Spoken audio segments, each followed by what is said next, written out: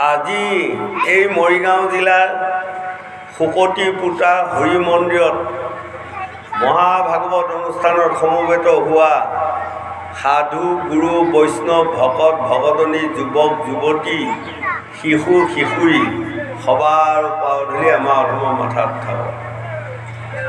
যিসকল সদাশয় লোকে আমাক আমন্ত্ৰণ কৰি আনি আপোনালোকৰ পাৱধূলি লোৱা সুবিধাকণ দিলে সেইসকলক ঈশ্বৰে মংগল কৰক, মনৰ বাঞ্ছা পূৰ্ণ কৰক, আয়ুষত বিঘিনি শূন্য কৰক, ঐশ্বৰ্য বিভূতি প্ৰদান কৰক। আগলৈ এনেধৰণৰ মহান অনুষ্ঠান পাতি আমাৰ দৰে ভকতি দৰিদ্ৰ লোকসকলক ভক্তি তত্ত্বৰ জ্যোতি জ্ঞান দিয়ক বুলি মই ভগৱানৰ ওচৰত প্ৰাৰ্থনা কৰোঁ। আৰু লগতে আজি এই মহান ভাগৱতৰ প্ৰথমৰ পৰা আজি আমাক দেখুৱাইছে পৰীক্ষিত মুখ্য কথা দ্বাদশ স্কন্ধৰ কৃষ্ণৰ চৰণে ভনে কিংকৰ কৃষ্ণৰ প্ৰথম স্কন্ধৰ পৰা দ্বাদশ পৰ্যন্তে কহিলা ৰাজাত মহামুনীন্দ্ৰ মহন্তে। আজি প্ৰথমৰ পৰা এইখন ভাগৱত গংগা পাৰত শুকদেৱে পৰীক্ষিত ৰজাক কেনেধৰণে শুনোৱাই থৈ গৈছিল এইকণ কথা আজি প্ৰথমৰ পৰা ইয়াত উল্লেখ কৰিব বা কৰি আছেই। তাতে আমি অধমে দুআষী আপোনাসকলৰ মাজত ভাঙনি কৰিছোঁ। জানি বা অজানিতে আমাৰ অধমৰ যদি কিবা আগপিছ হয় আটাইকণ আপোনাসকলে শুধৰাই লৈ আমাৰ অধমকো দুটি ভাল জ্ঞান দিব বুলি সবাৰ ওচৰতে মোৰ প্ৰণিপাত থাকিল। এই লোকসকল এই মহান ভাগৱত বৈকুণ্ঠত থকা বস্তু আছিল, কিন্তু এটা প্ৰকাৰে পৰীক্ষিত ৰজাক অকালতে অভিশাপ দিলে শিংগী মুনিয়ে। 7 দিনৰ ভিতৰত তখকে দং শিবু ব্যৰ্থ নহয় মুনিৰ বচন নিশ্চয় ফলিবু। পৰীক্ষিত ৰজা অকালতে মৃত্যু হ'ল, বৰ দুখৰ বিষয়। কিন্তু এক প্ৰকাৰে আমাৰ কলিৰ লোকসকলৰ কাৰণে বৰ ডাঙৰ মহান উপকাৰ হ'ল। পৰীক্ষিত ৰজাক যদি এই অভিশাপটো নিদিলে হয় হয়তো এই ভাগৱত আজিও বৈকুণ্ঠত শোকৰ গৰ্ভতে থাকিলে হয়। যেতিয়া পৰীক্ষিত ৰজাক 7 দিনৰ ভিতৰত তক্ষকনেকে দংশন কৰক বুলি অভিশাপ দিয়া হ'ল, সেই সময়ত পৰীক্ষিত ৰজা নিৰুপায় হৈ কান্দি আছিল। সেই সময়ত ব্যাস মুনি আহি ক'লে, হেৰা ৰজা তুমি চিন্তা নকৰিবা, তুমি ধৈৰ্য ধৰা। মোৰ পুত্ৰ শুকদেৱৰ গৰ্ভত মহাভাগৱতৰ 18,000 ভাগৱতৰ শ্লোক আছেই। যদি তোমাৰ ভাগ্য ভাল হয় এই মই স্মৰণ কৰাৰ লগে লগে আহি পাব, আৰু যদি তোমাৰ ভাগ্য বেয়া হয় তেতিয়া হয়তো শুকদেৱ আহিব নোৱাৰিবও পাৰে। এই বুলি শুক বুলি স্মৰণ কৰাৰ লগে লগে শুকদেৱ আহি ব্যাসৰ ওচৰত উপস্থিত হৈ কৈছে, পিতৃ কি কাৰণে মোক মাটি খেদিল পঠালে বা মাটি আনিলে, কাহিনীটো কওক। তেতিয়া ব্যাসদেৱে কৈছিলে, হেৰা পুত্ৰ শুক, তোমাৰ গৰ্ভত আজি ইমান দিনে 18,000 ভাগৱতৰ শ্লোক সোমাই আছে, আৰু এই পৰীক্ষিত ৰজাক শিংগী মুনিয়ে অভিশাপ দিলে 7 দিনৰ ভিতৰত তক্ষকনেকে দংশন কৰিব। গতিকে তুমি যদি গংগা পাৰত একান্ত চিতে তোমাৰ গৰ্ভৰ পৰা 18,000 ভাগৱতৰ শ্লোক পৰীক্ষিত ৰজাক শুনোৱাই দিয়া তেনেহ'লে পৰীক্ষিত ৰজা আত্মাই গতি পাব। তেতিয়া শুকদেৱে কৈছিলে, মই 7 দিন একেৰাহে ভাগৱতৰ কথা ক'ব নোৱাৰিম পিতৃ। বোলে কাৰণটো কলিৰ লোকসকলে ধৈৰ্য সহকাৰে 7 দিন ভাগৱত শুনাৰ সমৰ্থ নহ'ব। গতিকে মই এজনী গাই খীৰাওঁতে যিমান সময় লাগে সিমান সময় ভাগৱতৰ কথা য'তে পাওঁ ত'তে ক'ম। কাৰণ কলিৰ লোকসকলৰ এজনী গাই খীৰোৱা সমানে ধৈৰ্য থাকিব, তাৰ ওপৰত ধৈৰ্য নাথাকে। ভাগৱত শুনি তাৰপৰা উঠা উঠি হৈ গুচি যাব। তাৰ প্ৰমাণ আজি আপোনাসকলে পাব বাৰু। হয়, খুব বেছি 3 ঘণ্টাৰ পাছত দেখিব সকলো পিনে পিৰিক পাতাক উঠা উঠি, হয়, চুলুং চালাং, কোনোবাই তামোল খাবাই মনত আহিল, খাবা চাহ মনত পৰিব, কোনোবাই বোলে নাই ঘৰৰ পৰা এপাক আহোঁগৈ, হয়নে? প্ৰমাণ আছে। তেতিয়া যেনিবা শুকদেৱক ব্যাসদেৱে ক'লে, সেই পুত্ৰ তুমি মোৰ বাক্য ৰাখি পৰীক্ষিত ৰজাক যদি 7 দিন ভাগৱত শুনোৱাই দিয়া তেনেহ'লে পৰীক্ষিত ৰজাই আত্মাক গতি দিব পাৰিব। ব্যাসৰ অৱচন শুনি ৰাজা পৰীক্ষিত গংগা তীৰে গৈলা ৰজা হৈয়া বিষাদিত। লগে লগে সেইদিনাই পৰীক্ষিত ৰজাই মৃতকৰ স্বভাৱ লৈ 3 বস্ত্ৰ গাত লৈ আজি দুখ মনে বেজাৰ মনে গংগা পাৰলৈ গৈ আছে। 7 দিনৰ ভিতৰত মোক তৎক্ষণাতে দংশন কৰিব।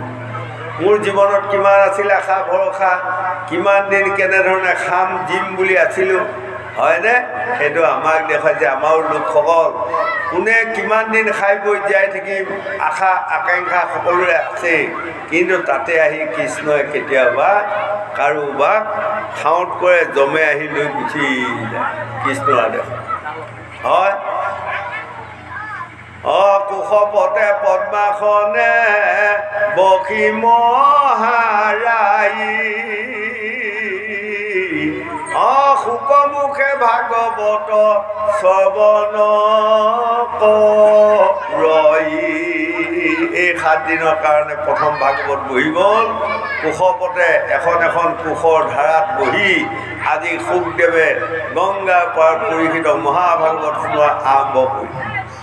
আৰু লগে লগে আমাক দেখুৱাইছে শুক এজন মহামুনি, হয়নে? আজি 18,000 ভাগৱতৰ শ্লোক ক'ত শিকিছিলে জানে? ব্যাসৰ গৰ্ভত থাকি।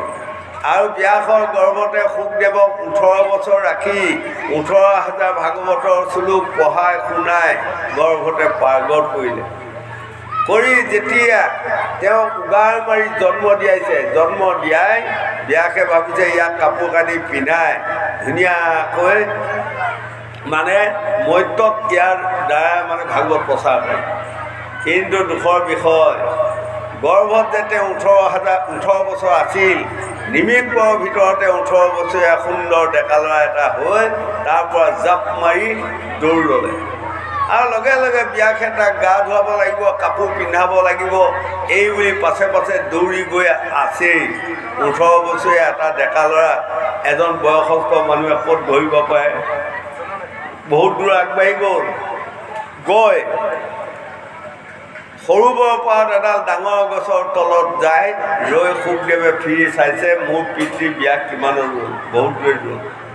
ইতিমধ্যে সেই সৰুবৰত গন্ধৰ্বৰ অপেশ্বৰাসকলে উলংগত হৈ গা ধুই নানা ৰকমৰ জলক্ৰীড়া কৰি আনন্দত আছিল খেলি।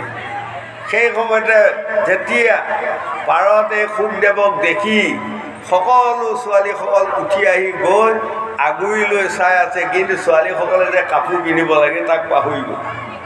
শুকদেৱৰ ইমান সুন্দৰ ৰূপ, মনোহৰ মনমোহা ৰূপ, আৰু কিন্তু উলংগত হৈ আছে, কাপোৰ নাই, কানি নাই। ল'ৰাটো কিবা বেঙা, কিবা বোবা, কিবা পাগলা, এই ছোৱালীসকলে আগুৰি চাই আছে। সেই সময়ত ব্যাসমুনি আহি পোৱাৰ লগে লগে দূৰত ব্যাসমুনিক দেখি শুকদেৱ তাৰ পৰা দৌৰ মাৰি, আৰু দৌৰ মৰাৰ লগে লগে ব্যাসক দেখি এই ছোৱালীসকলে ধুমধাম কাপোৰ পিন্ধাত লাগি গ'ল। তেতিয়া ব্যাসদেৱে কৈছে ছোৱালীসকলক, এইয়া ছোৱালীসকল, ইমান সুন্দৰ 18 বছৰীয়া ডেকা ল'ৰা এটা উলংগত হৈ আছেই, তোমালোকে তাক আগুৰি আগুৰি চাই আছা, তোমালোকৰ লাজ নালাগিল? আৰু মই বয়সস্থ মানুহটোক দেখি কিহৰ লাজ লাগিল? তেতিয়া ছোৱালীসকলে ক'লে, সেই ল'ৰাটোৰ গাত মায়া নাই, গতিকে আমাৰ লাজ লগা নাই, আৰু আপোনাৰ গাত মায়া আছে, গতিকে আমাৰ লাজ লাগিল। লাজ পাই সেইখিনিৰ পৰা ব্যাস গুচি গ'ল ঘৰলৈ। আৰু এই শুকদেৱ বৈকুণ্ঠৰ বিমানত ঘূৰি ফুৰা হ'ল, কোনোদিনে কোনো কালে লাভ পোৱা নাই। যিদিনা পৰীক্ষিত ৰজাক অভিশাপ দিয়াৰ লগে লগে আজি ব্যাসৰ অনুৰোধত শুকদেৱে আহি গংগা পাৰত এই মহাভাগৱত আয়োজন কৰি আছে। সেই লোকসকল আমাক ভাগৱতে 4 প্ৰকাৰে দেখুৱাই যাব বা দেখুৱাই আছে। প্ৰথম প্ৰকাৰটো আমাক বিশ্বত দেখুৱাব গংগাৰ পাৰত শুকদেৱে কেনেকৈ পৰীক্ষিত ৰজাক ভাগৱত শুনোৱাইছিল। দ্বিতীয় ভাগে আকৌ এই মহাভাগৱতখন আমাক বুজাই যাব 1.5 মাহ আগত। সেইকাৰণে আমাক ভাগৱতে কৈছে, ভাগৱতে যিমান দেহে সিমান, দেহে যিমান ভাগৱতে সিমান। ভাগৱতখন এখন পৰমাৰ্থী তত্ত্ব। আৰু তৃতীয় ভাগে আমাক বুজাই যাব আমাৰ ল'ৰা ছোৱালী ভাৰ্যা পুত্ৰ ধন ধান এইবোৰত কেনেকৈ আমি ব্যাকুল হৈ আছোঁ তাত আমাক বুজাই যাব। চতুৰ্থ প্ৰকাৰে আমাক বুজাই যাব আমাৰ সকলোৱে যে আয়ুটো সূৰ্যৰ লগত হৰণ হৈ গৈ আছে, তাক আমি ভূক্ষেপ কৰা নাই, হয়নে গোসাঁইসকল? ভূক্ষেপ কৰা নাই। কোনোবা দিনা আহি কালফুৰা খফুৰা বেং কামোৱা তিনিটা জমদূতে পাক জৰিয়ে বান্ধি লোহাৰ ডাঙেৰে টুমনিয়াই আমাক লৈ যাব। গতিকে সেই লোকসকল বংগদেশৰ চৈতন্যদেৱে লিখিছে, ভাবিও চিন্তিও কৰিও কাজ কৰিও ভাবিও না, হয়নে? গতিকে আপোনাসকলে ভাবি চিন্তি কৰ্মবোৰ কৰিব। যিবোৰ কৰ্ম কৰিলে আমাৰ পাপ জন্ম হয় তাক পৰিত্যাগ কৰক। যিবোৰ কৰ্ম কৰিলে আমাৰ পুণ্য সঞ্চয় হয় সেইসকলক অগ্ৰাধিকাৰ দিয়ক। আমাৰ উঠি অহা যুৱক যুৱতী প্ৰজন্মসকল আজি আপোনাসকলৰ হৰি মন্দিৰত এই নতুনকৈ পতা ভাগৱতখনত সকলোৱে মন দিয়ক, কাণ দিয়ক, হয়নে? গংগা পাৰত শুকদেৱে পৰীক্ষিত ভাগৱতৰ আৰম্ভণিতে কৈছিলে, হেৰা ৰজা তুমি একখন হৈ ভাগৱত শুনা।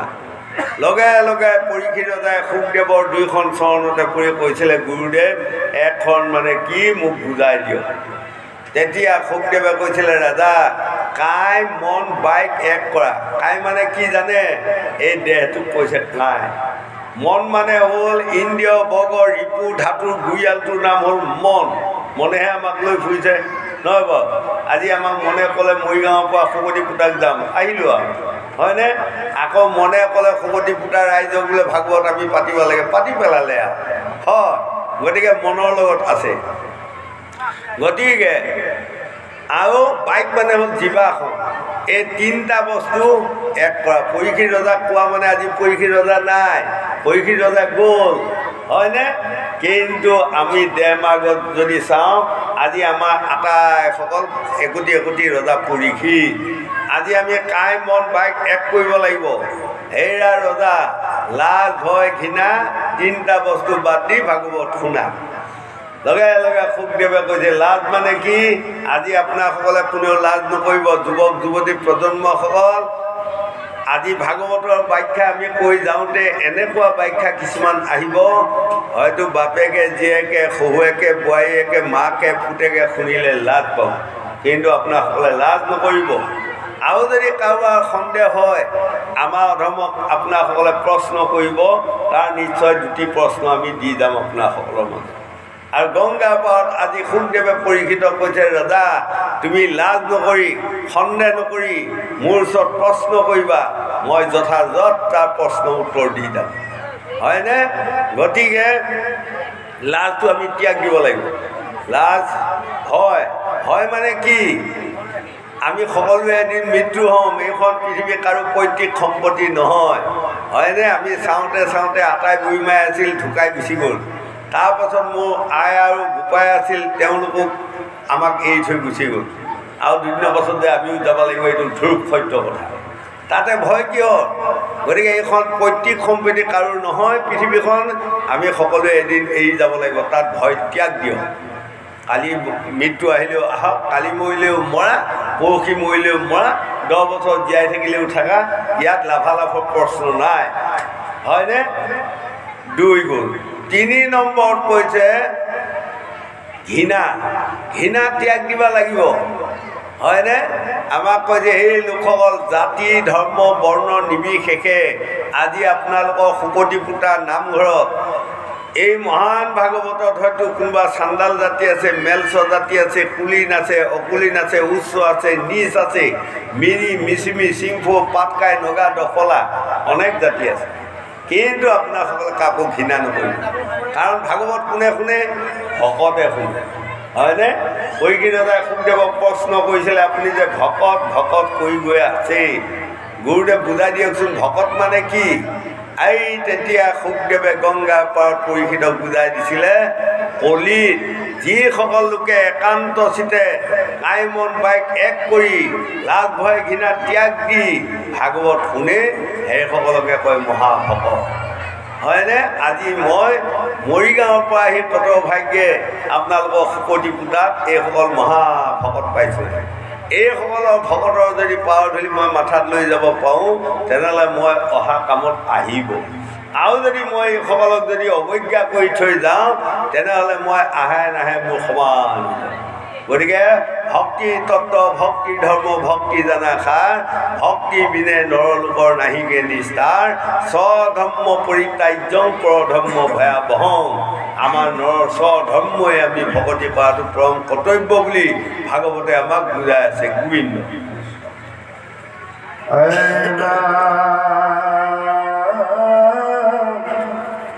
28 সহস্ৰী বেদত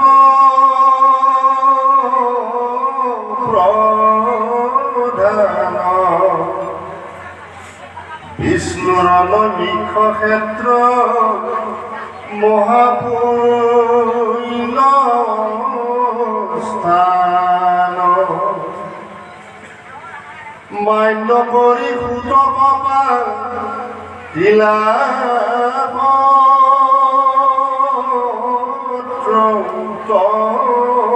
কথা সন্মুখ প্ৰমুখে শুনাই ভাগৱত কথা সন্মুখ পদ্ধতি শুনা সুত মহামানী পৰম পাতকি কলি পাইলে নজানি আৰম্ভিলো যজ্ঞ আহি সহস্ৰ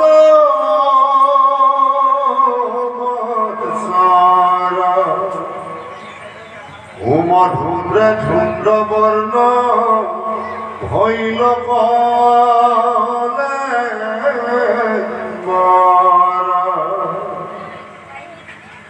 যিটো কৰ্ম কৰোৱাত নাহিকে বিশ্বাস আপোনাৰ আয়ুষ কৰিলো ব্যৰ্থে নাশ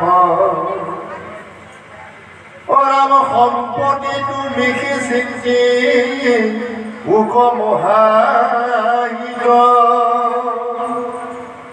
পৰায়ুক প্ৰাণ কৃষ্ণ চৰিত্ৰৰ গীত। আজি নৈমিষা অৰণ্যত সৌনক আদি ঋষি সমস্তই সুতক আহ্বান কৰিছে। কি কাৰণত আহ্বান কৰিছে? 100 বছৰ আজি 100 বছৰে আমি হোম যজ্ঞ কৰি গোটেই গা গোটেই চুলি ৰঙা বৰ্ণ কৰিলোঁ, কিন্তু কোন প্ৰকাৰে ঈশ্বৰৰ নাম ল'লে আমি ঈশ্বৰক পাওঁ এই কথাটো আঁতৰি নাপালোঁ। তাৰ আগমুহূৰ্তত মই অকণমান আগুৱাই গৈছোঁ। আগমুহূৰ্তত আজি নৈমিষা অৰণ্যত 60,000 মুনিৰে সৈতে মানে শুকদেৱ বহিলে আৰু বহি শুকদেৱে মানে এই 60,000 মুনিক প্ৰশ্ন কৰিছে যে মুনিসকল, আজিৰ পৰা 100 বছৰ আগত মই গংগাৰ পাৰত পৰীক্ষিত ৰজাক এই মহান ভাগৱত শুনোৱাই তেওঁৰ আত্মাক গতি দিয়ালোঁ আৰু মোৰ 18,000 ভাগৱতৰ শ্লোক কৈ যাওঁতে যাওঁতে যাওঁতে যাওঁতে ইয়াৰ পৰা 23,24,000 শ্লোক হ'ল। এই 23,24,000 শ্লোক আজি যিজন মানুহে মোক কৈ দিব পাৰিব বা যিজন ঋষিয়ে ক'ব পাৰিব সেইজন ঋষিকে মই আজি এইখন আসন দি মই আজিৰ পৰা গুচি যাম, মোক আৰু তোমালোকে কোনেও নোপোৱা। ক'ত যাব? হৈছে মই বদৰিকা আশ্ৰমত যাম, মই ঈশ্বৰৰ উপাসনা কৰিম আৰু তোমালোকে মোক লগ নোপোৱা। 1 নম্বৰতে ইয়াক আমাক দেখুৱালে সেই লোকসকল প্ৰথম গংগাৰ পাৰত যেতিয়া পৰীক্ষিত ৰজাক এই মহান ভাগৱত শুনোৱা বা ওলোৱাৰ সময়ত 60,000 মুনি সকলোৱে তাত বেৰি ধৰি বহিলে। বহাৰ লগে লগে সেই সুতমুনি প্ৰথম শাৰীত বহি আছিল। তেতিয়া ঋষি সমস্তৰ মাজত ওলালে এওঁ অকুলীন জাতি। এওঁ আগৰ শাৰীত বহি থাকিলে আমাৰ সভাখন শোভা নহয়, গতিকে এখেতক বাহিৰত পঠিয়াব লাগে। এই বুলি সকলোৰে মাজত যেতিয়া মানে থৈয়া নথৈয়া কথা আহি গ'ল, তেতিয়া হিগু মুনিয়ে উঠি শুকদেৱক ক'লে, বোপাও তুমি বাহিৰত বহিলে ভাল হ'ব, কাৰণ তুমি যে অকুলীন জাতি, তোমাৰ কাৰণে এতিয়া ঋষি সমস্তই মানে অলপমান অস্পৃশ্যতা কৰিছে। তেতিয়া লগে লগে শুকমুনিক মানে এই সমাজৰ পৰা লৈ গৈ সৌ বাহিৰত বহুৱাই দিলে। সেই বাহিৰত বহাৰ লগে লগে শুকমুনিয়ে বৰ দুখ অপমান বোধ কৰিলে।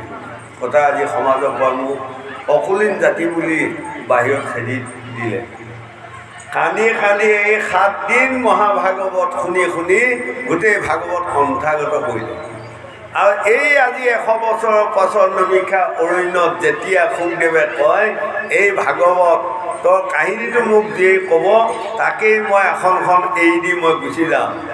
এক কম 60,000 মুনিয়ে কোনেও ক'ব। আৰু সেইদিনাও সেই মানে সমাজৰ বাহিৰত শুকমুনি বহি আছে।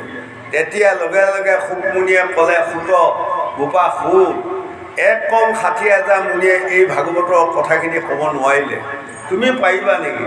তেতিয়া লগে লগে তাৰ পৰা উঠি নমস্কাৰ দি ক'লে, গুৰুদেৱ, যিদিনাই মোক গংগা পাৰত 60,000 মুনিয়ে মোক অকুলীন জাতি বুলি ঘৃণা কৰি বাহিৰত থ'লে, মই কান্দি কান্দি আপোনাক গুৰু মানি মই ভাগৱত শুনি কণ্ঠাগত কৰিম। গতিকে আপোনাৰ গুৰুৰ আজ্ঞা মই পালন কৰিম। এই বুলি আজি কান্দি কান্দি এই ভাগৱত পৰিপূৰ্ণভাৱে 18,000 ভাগৱতৰ শ্লোক, তাৰ পৰা ফালি 3,24,000 শ্লোক আজি সুতে কৈ গ'ল। যাক অকুলীন মানুহ বুলি, অকুলীন জাতি বুলি ঘৃণা কৰি বাহিৰত থৈছিল, তেওঁৰ মুখেৰে আজি অহাৰ লগে লগে শুকদেৱে নিজে উঠি গৈ তেওঁক হাতত ধৰি লৈ আহি তেওঁ আসনত বহুৱাই দি শুকদেৱ গুচি গ'ল। যোৱাৰ লগে লগে সকলো ঋষি মুনিসকলে মানে তলমূৰ কৰি আছে, ভাল পোৱাসকলে ভাল পাই আছে, বেয়া পোৱাসকলে কন্দৰা পৰি আছে, এতিয়া মাত দিব নোৱাৰে। শুকৰ ওচৰতো কোনেও মাত দিব নোৱাৰে। যেতিয়া শুকদেৱ গৈ মানে নেদেখা হ'ল বা আৰ হৈ গ'ল, তেতিয়া ইয়াত মানে বাদানুবাদ আহি গ'ল। অকুলীন মানুহ মুখে আমি ভাগৱত নুশুনো। কিছুমানে কয় যে অকুলীন কুলীন প্ৰশ্ন নাই, যাৰ জিভাৰ আগত হৰিনাম থাকিব, যাৰ জিভাৰ আগত ভাগৱত থাকিব, তেওঁ জাতিৰ প্ৰশ্ন নাই, তেওঁ বামুণতকৈও উচ্চ জাতি হৈ গ'ল, তেওঁৰ মুখে আমি শুনি। বাদানুবাদ লাগি যেতিয়া সেইপিনে সোমবাৰী লৈ মাৰপিট লাগিবাই ওলাই গ'ল নহয় 60,000 মুনিৰ মাজত। তেতিয়া লাহেকৈ ভিগু মুনি উঠি ক'লে, হে ৰামুনিসকল, তোমালোকে যদি আজি মাৰপিট লাগি যোৱা, চন্দ্ৰ সূৰ্য থকালৈ তোমালোকৰ এইটো কুখ্যাতি হ'ব। গতিকে অকুলীন জাতি বুলি সুতৰ মুখে ভাগৱত কোনে নুশুনেই, শেষলৈ ইয়াৰ পৰা যাওক আৰু শুনাসকলে ইয়াত বহিব। তেতিয়া লগে লগে 60,000 মুনি তাৰ পৰা গুচি গ'ল, বাকী ৰ'ল 28,000 মুনি। তেতিয়া যুগত ইলেকশ্যনৰ যুগ নহয়, ভোটৰ যুগ নহয় বুলি বাচিলে, নহয়নে? ইলেকশ্যনৰ যুগ হোৱা হয়, শুকমুনিয়ে কেতিয়াও গুৰু গাদী নাপায়, কাৰণ তেওঁ হাৰিলে। কাৰণ 32,000 মুনিয়ে তেওঁক মানে সমৰ্থন নিদিলে, 28,000হে সমৰ্থন দিলে। কিন্তু তেতিয়া যুগত ইলেকশ্যন বা ভোট নাই কাৰণে আমাৰ ভাগৱতখন ৰৈ গ'ল, হয়নে? এই তেতিয়া 28,000 মুনিয়ে আজি সুতক আহ্বান কৰিছে, গুৰুদেৱ এনেকুৱা কথা কিছুমান আজি কওক। শুকদেৱে গংগা পাৰত পৰীক্ষিত ৰজাক যিবোৰ মহাভাগৱতৰ কথা কৈ যাওঁতে যাওঁতে যাওঁতে যাওঁতে এই মহান ভাগৱত শুনি পৰীক্ষিত ৰজাই আত্মাত গতি দিব পাৰিলে, সেইকণ কথা বা সেইবোৰ কথা কৈ যাওঁ। যিবোৰ কৃষ্ণৰ কথা শুনিলে আমাৰ মন প্ৰাণ সকলো শান্তি আহে, যিবোৰ কৃষ্ণৰ কথা শুনিলে গৃহ সংসাৰখনত শান্তি লাভ কৰিব পাৰে, শোক তাপ দূৰ হৈ যায়, বেজাৰ অসন্ত আহিব নোৱাৰে, তেনেকুৱা কথা কিছুমান আমাক কৈ যাওঁ। আৰু এনে কথা কিছুমান আমাক শুনোৱাওক, যিবোৰ কথা শুনিলে আমি সদৌ শেষত আত্মাত গতি দিব পাৰিম, তেনে কথাবোৰ আমাক কৈ যাওঁ বুলি আজি 28,000 মুনিয়ে সুতক আহ্বান কৰিছে। আৰু আজি সুতে কৈছে, ধন্য ধন্য মোৰ জীৱন, আজি মোৰ জীৱন ধৰা সাৰ্থক হ'ল। আজি 100 বছৰে মই অকুলীন জাতি আৰু সকলোৱে মোক ঘৃণা কৰে, হয়নে? মই কিমান দুখ বেজাৰত আছিলোঁ। আজি যে আপোনাসকলে মোৰ মুখে ভাগৱত শুনিম বুলি ক'লে, আজি মই নিজকে নিজৰ দেহটোক ধন্যবাদ মানিছোঁ। নিশ্চয় জানিলোঁ ই অকুলীনৰ পৰা নিশ্চয় কুলীন হ'ব পাৰিছে। গতিকে মহাপুৰুষ শংকৰদেৱে আমাক লিখিছে, ভাগৱতৰ তাৎপৰ্যত লিখি থৈ গৈছে, এই ৰাম যিটো মহামেলছ জাতি অসিও শুদ্ধ হুৱে আতি, মুখে মাত্ৰ হৰি নাম লয়, কলিৰ ভয়ত গয়া নামত শৰণ লয়া,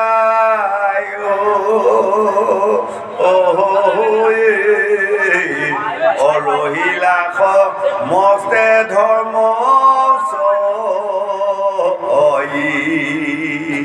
গতিকে হওক কোনোবা মেলছ জাতি, হওক কোনোবা চাণ্ডাল জাতি, প্ৰশ্ন নাই। কাণ ভৰি যদি ভাগৱতৰ কথা শুনিব পৰা ক্ষমতা তেওঁৰ আছেই, জীৱা ভৰি যদি কৃষ্ণ নাম গোৱাৰ সুবিধা তেওঁৰ আছেই, চকু ভৰি যদি ভকতক চোৱাৰ ক্ষমতা তেওঁৰ আছেই।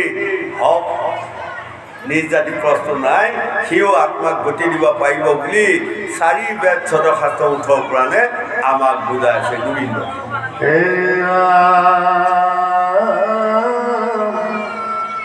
পৰম ঈশ্বৰ কৃষ্ণ দেৱ নাৰায়ণ তান মহাভক্তি শ্ৰৱণ কীৰ্তন ইহা কোন জানি কৰ্ম কৰি মৰু কৈও কৃষ্ণ কথা শুন যেন মতে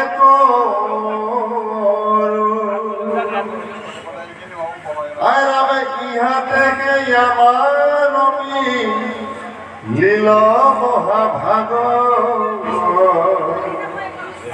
তুমি হেন মহন্ত পাইলু ভাগ্যে লাগ, যত স্বর্গ সুখ যিটো মুখ্য সুখ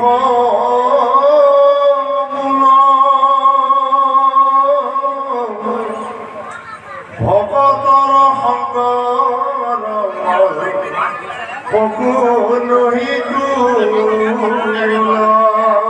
আজি এই ঋষিসকলে কৈছে, কত ভাগ্যে ভকত দৰ্শন, কত ভাগ্যে সন্তৰ সংগ, কত ভাগ্যে মহন্তৰ সংগ, কত ভাগ্যে বৈষ্ণৱৰ সংগ।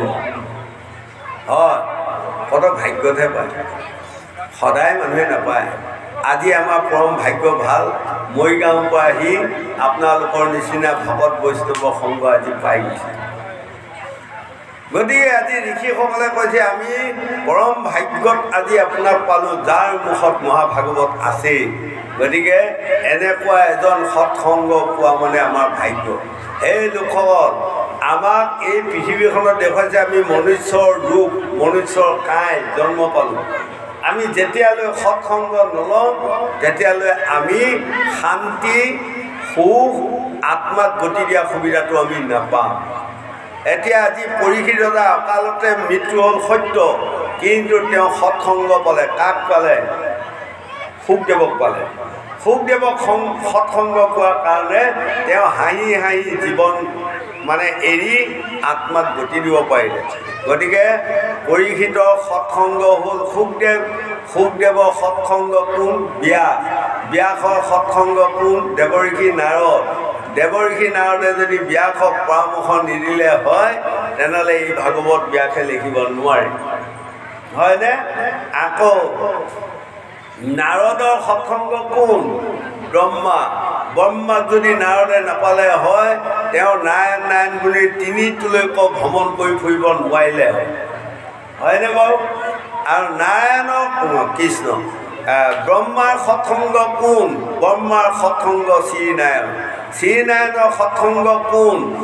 সূৰ্যনাৰায়ণ, সূৰ্যনাৰায়ণৰ সৎসংগ কোন? হংসনাৰায়ণ, অংশ নাৰায়ণৰ সৎসংগ কোন? স্বয়ং নাৰায়ণ। এয়া সৎসংগ। সৎসংগ যিসকলে পাই গৈ আছে সেইসকলে আত্মাক গতি দিব পাৰি আছে, হয়নে? গতিকে আজি বৰজৰ গোপীসকলৰ সৎসংগ কোন? সৎসংগ গুৰু কৃষ্ণ। আকৌ যদি আপোনাসকলে কয় কৃষ্ণৰ সৎসংগ গুৰু কোন, তেনেহ'লে আপোনালোকে চিঞৰি দিব ৰাধা, হয়নে? এতিয়া আকৌ যদি আপোনাসকলক ইপিনে কয় ৰাজা যুধিষ্ঠিৰৰ সৎসংগ কোন? স্বয়ং কৃষ্ণ।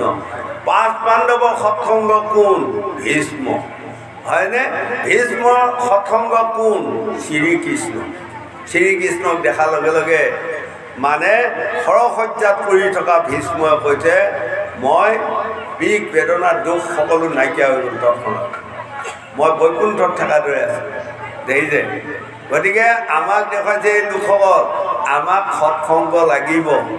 সৎসংগ এজনৰ অবিহনে কেতিয়াও এইখন পৃথিৱীত শান্তি আৰু সুখ লাভ কৰিব পৰা নাযায় বা সদৌ শেষত আত্মাকো আমি গতি দিব নোৱাৰিম। গতিকে আমাক সকলোকে সৎসংগৰ প্ৰয়োজন। গতিকে আজি ভাগৱতত আজি 28,000 ঋষিয়ে কৈছে আমি সুখ গুৰু আপোনাক আমি সৎসংগ পাই গ'লোঁ, আমাৰ জন্ম লোৱা সাৰ্থক। যেতিয়া আপোনাসকলে কোনোবা এজন সৎসংগ এদিন পাব, জন্ম লোৱা সাৰ্থক হ'ব। আৰু যদি জীৱনত সৎসংগ গুৰু সংগ আপোনাসকলে নাপায় তেনেহ'লে জন্ম হোৱা বৃথা হ'ব বুলি ভাগৱতে আমাক বুজাই আছে। গোবিন্দ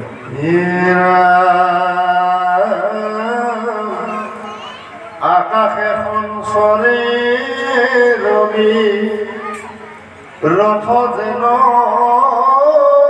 বায়ু সূৰ্যৰ লগত জগতৰ আয়ু একখন মানে যিটো শুনই কৃষ্ণ কথা তাৰ বিনে আদৰ দি বন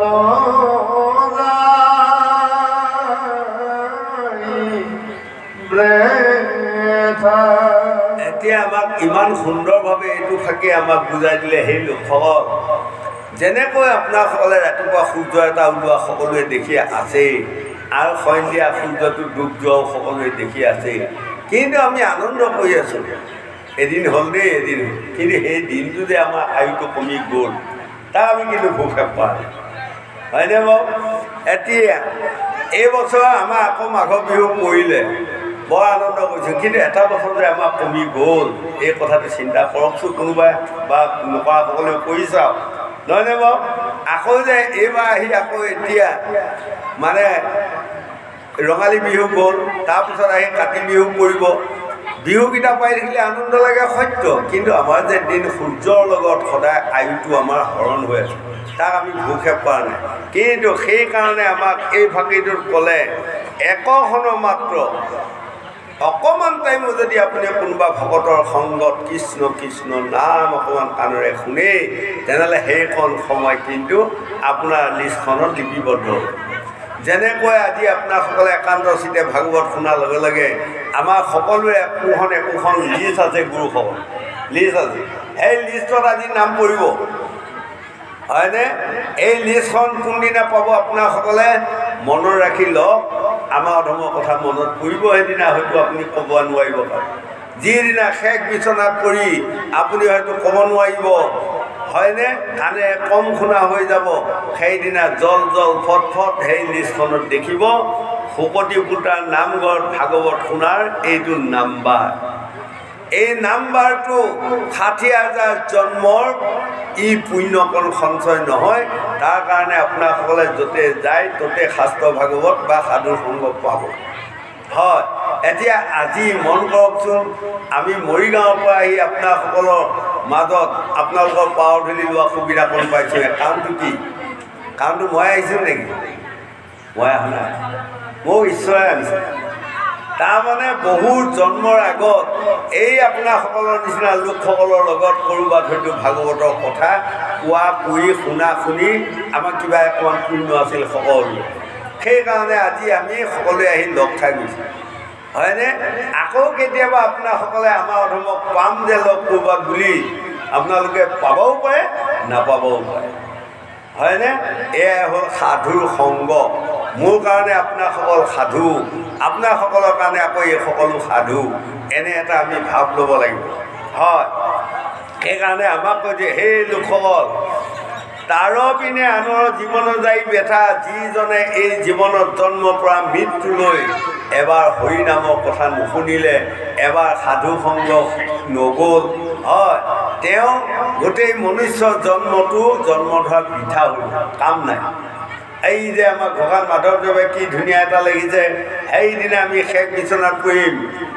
যিদিনা সেইদিনা আমি কান্দিব লাগিব আমাৰ সকলো লোকসকলে মন কৰকচোন এখন আমাৰ শেষ বিচনাত আমি পৰিব লাগিব গুৰুসকল ৰেহা কাৰোৱে নাই কওক আজি কোনোবাই বোলে সেইখন বিচনাত মই নপৰিম কৰিব লাগিব কোনোবাই এদিন কোনোবাই এৰাতি কোনোবাই 3 দিন কোনোবাই 3 মাহ কোনোবাই 3 বছৰ কোনে কেনেকৈ পৰি নাজানিম কিন্তু পৰিব যে লাগিব সেইদিনা সত্য পৰাৰ পাছতে আমি গুচি যাম হয়নে গতিকে আমাৰ সুখেৰ বন্ধু দুখেৰ বন্ধু আমাৰ লোকসকলে আমি সদায় সুখেৰ বন্ধুৱে বিচাৰি ব্যাকুল হৈ আছোঁ সুখেৰ বন্ধু মানে কোন ভাৰ্জা সুখেৰ বন্ধু মানে কোন পুত্ৰ বোৱাৰী সুখেৰ বন্ধু মানে কোন নাতি নুতুকা সুখেৰ বন্ধু মানে কোন গাড়ী মটৰ সুখেৰ বন্ধু মানে কোন মাটি বাৰী হয়নে সুখেৰ বন্ধু মানে কোন জাপ জাপ টকা পইচা এবাৰ সুখেৰ বন্ধু কিন্তু এই সোপাক লৈ আমি ব্যাকুল হৈ আছোঁ কিন্তু সেই লোকসকল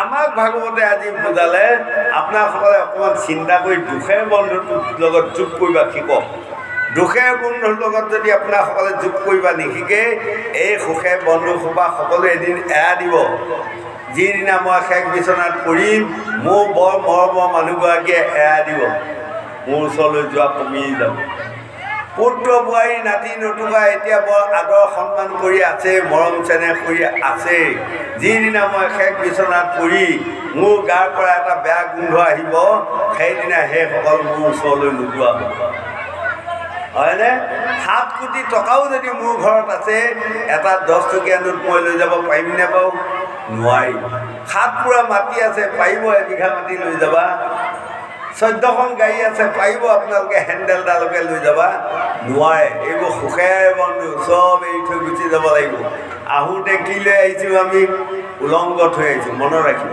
যোৱা দিনা কি লৈ যাম উলংগ থৈ যাম মনত ৰাখিব হয় কিন্তু দুটি বস্তু আছে এটি নাম পাপ এটি নাম পুণ্য গতিকে য'তবোৰ আমি পাপৰ টোপোলাটো নাশ কৰি পুণ্যৰ টোপোলা এটি যদি আমি লৈ যাব পৰা হয় তেনেহ'লে ইহকালে পৰকালে আমি য'তে জন্ম পাম ত'তে আমি সুখ আৰু শান্তি পাম হয়নে গতিকে আমি দুখেৰ বন্ধু বিচাৰিব লাগিব ধন ধান পুত্ৰ ভাৰ্জা এইবোৰ মায়া এইবোৰ দুদিনীয়া বেঙেনা বাৰী বেঙেনা যাব গা জোকাৰি যৌৱন কালটো থকালৈ আপোনাৰ পৰিবাৰকে আপোনাৰ প্ৰতি খুব মৰম চেনেহ আদৰ বা স্বামীয়ে পত্নীৰ প্ৰতি মৰম চেনেহ আদৰ যৌৱন কালটো শেষ হৈ যোৱাৰ লগে লগে সেইসকলৰ আদৰ মৰম চেনেহটো নাইকিয়া দুখেৰ বন্ধুটো এতিয়াৰ পৰা আমি বিচাৰি যাব লাগিব বিচাৰি উলিয়াব লাগিব দুখেৰ বন্ধু কোন আপদ কালত বিপদ ভঞ্জন তুমি নাৰায়ণ প্ৰাণ গোপালকে মনে তোমাৰ বিনন্দ ৰূপ দেখিব নয়নে আপদ কালত বিপদ ভঞ্জন তুমি নাৰায়ণ প্ৰাণ গোপালকে মনে